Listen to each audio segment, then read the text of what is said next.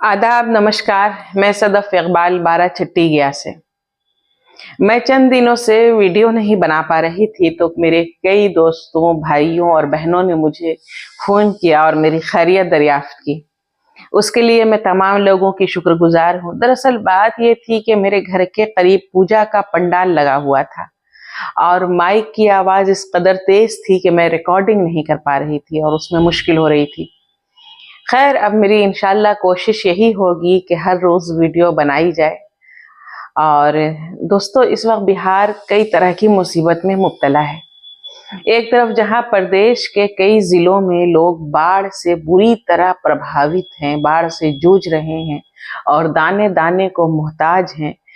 नीतीश सरकार ना उनके खाने पीने, ना उनके सरों पर छतों का कोई भी सही इंतजाम कर रही है और ना ही उन्हें किसी सुरक्षित जगह पर बसाने का काम किया जा रहा है। दूसरी तरफ सियासत में जनसुराज पार्टी की एंट्री से कई राजनीतिक दल असहज महसूस कर रहे हैं। जनसुराज बिहार में एक सियासी पार्टी मात्र भर नहीं है, बल्कि बिहार को नई दिशा और दशा देने में मील का पत्थर साबित होने वाली है।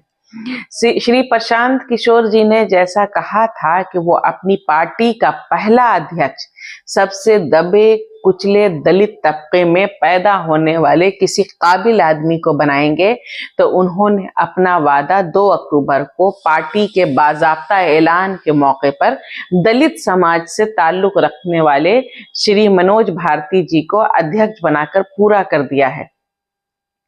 श्री प्रशांत किशोर जी ने यह भी कहा था कि वो अपने से ज्यादा काबिल आदमी को पार्टी की कमान सौंपेंगे। मनोज भारती जी ने नेतरहाट से पास आउट होने के बाद आईआईटी कानपुर से बीटेक किया, फिर आईआईटी दिल्ली से एमटेक कर ही रहे थे कि उनका सिलेक्शन आईएफएस में हो गया। दुनिया के 4 देशों में बरसों तक एडमिनिस्ट्रेटर के पोस्ट पर काम करते रहे और भारत का नाम रोशन किया। बिहार के मुख्यमंत्री नीतीश कुमार दलितों और अति पिछड़ों की राजनीति करते हैं, लेकिन उनके पास भी मनोज भारती जैसा एक काबिल आदमी नहीं है। जिस तरह से श्री प्रशांत किशोर जी ने एक दलित के बेटे को पार्टी का पहला अध्यक्ष बनाकर ये संकेत दिया है कि वो दलित समाज को किस तरह आगे बढ़ाना चाहते हैं। उनके इस कदम से बिहार का दलित समाज बहुत खुश है और उनके अंदर भी आगे बढ़ने, कुछ कर दिखाने का हौसला पैदा हुआ है।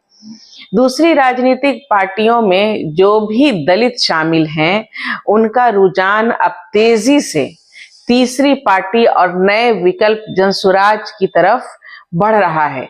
ऐसा लगता है कि दलित समाज अब जनसुराज की तरफ तेजी से बढ़ रहा है और यही कारण है कि आरजेडी, जेडीयू, बीजेपी और कांग्रेस समेत तमाम छोटी बड़ी पार्टियां अपना दलित वोट खिसकता हुआ नजर आ रहा है, जिसके कारण उन तमाम पार्टियों में बौखलाहट चरम पे है। श्री प्रशांत किशोर जी ने जनता के जज्बात का ख्याल करते हुए और उनकी राय का सम्मान करते हुए जनसुराज के आधिकारिक झंडे में महात्मा गांधी के साथ साथ संविधान निर्माता बाबा साहब भीमराव अंबेडकर की तस्वीर शामिल करने का भी मंच से ऐलान किया, जिससे आम लोगों में पार्टी के प्रति विश्वास जगा है और ये लोगों में साफ मैसेज गया है कि श्री प्रशांत किशोर जी जनता की राय को सर्वप्रथम समझते हैं और बहुत ज्यादा जनता की राय को अहमियत देते हैं। पहले झंडे में सिर्फ राष्ट्रपिता महात्मा गांधी की तस्वीर थी, अब उनकी तस्वीर के साथ बाबा साहब की भी तस्वीर लगाई जाएगी। इस बात से अंदाजा हो जाता है कि जनसुराज पार्टी देश में लोकतंत्र, उसकी मर्यादा, उसकी परंपरा और धर्मनिरपेक्षता पर मजबूती से कायम रहेगी और काम भी करेगी। पार्टी के संविधान में राइट टू रिकॉल का प्रावधान रखा गया है। जिसमें जनता के प्रतिनिधि अगर जनता की सेवा में जरा सी भी कोताही करते हैं तो उन्हें लोकसभा और असेंबली के सदस्यता से हाथ धोना पड़ सकता है, पार्टी से निकाला जा सकता है। किसी भी पार्टी में अब तक कोई ऐसा प्रावधान नहीं था, ना किसी भी पार्टी ने बिहार की चहुमुखी बदहाली दूर करने के लिए आज तक कोई रोड मैप तैयार किया। इसलिए बिहार इस समय संगीन बदहाली के दौर से गुजर रहा है। लोगों की आर्थिक, सामाजिक, राजनीतिक, शैक्षिक स्थिति दयनीय हो चुकी है। स्कूल, कॉलेजों और यूनिवर्सिटियों में शिक्षा का बुरा हाल है। स्कूलों में जहां शिक्षा बंटनी चाहिए थी वहां आज खिचड़ी बट रही है और कॉलेजों में सिर्फ डिग्रियां बांटी जा रही हैं। रोजगार के लिए बड़ी तादाद में लोग बिहार से दूसरे राज्यों में पलायन कर रहे हैं।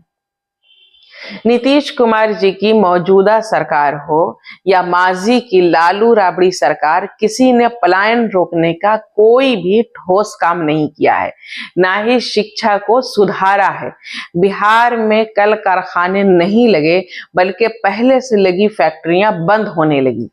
बिहार के हर जिले में इंडस्ट्रियल एरिया बना हुआ है, लेकिन वहां की फैक्ट्रियां या तो बंद हो चुकी हैं या दम तोड़ रही हैं। दूसरी तरफ श्री प्रशांत किशोर जी ने बिहार में शिक्षा, स्वास्थ्य, रोजगार, खेती किसानी और पलायन रोकने का जो रोड मैप तैयार किया है, इससे इस बात का अंदाजा होता है कि बहुत जल्द बिहार तरक्की की नई राह पर चल पड़ेगा। इस समय बिहार में अधिकारियों का जंगल राज कायम हो चुका है और साथ ही बालू माफिया, जमीन माफिया, शिक्षा माफिया, अनाज माफिया और शराब माफियाओं को कथित तौर पर खुली छूट दे रखी है। ऐसा लगता है कि नीतीश कुमार की पकड़ शासन पर बुरी तरह कमजोर हो गई है। अधिकारी ही मनमाने ढंग से राज चला रहे हैं और नीतीश कुमार मूक दर्शक बने हुए हैं। कुल मिलाकर यह कहना गलत नहीं है कि बिहार में हाहाकार है, नीतीश सरकार है। जय बिहार, जय जन सुराज। शुक्रिया।